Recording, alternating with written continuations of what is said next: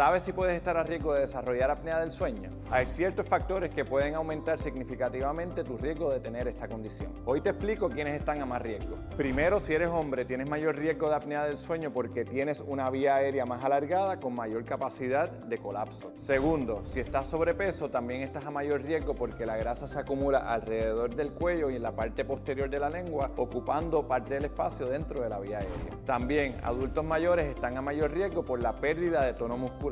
También, si fumas o bebes frecuentemente, eso puede causar inflamación y más relajación de los músculos de la vía aérea. Si te han dicho que roncas o que dejas de respirar mientras duermes, agenda una consulta con Gentry Group para ser evaluado.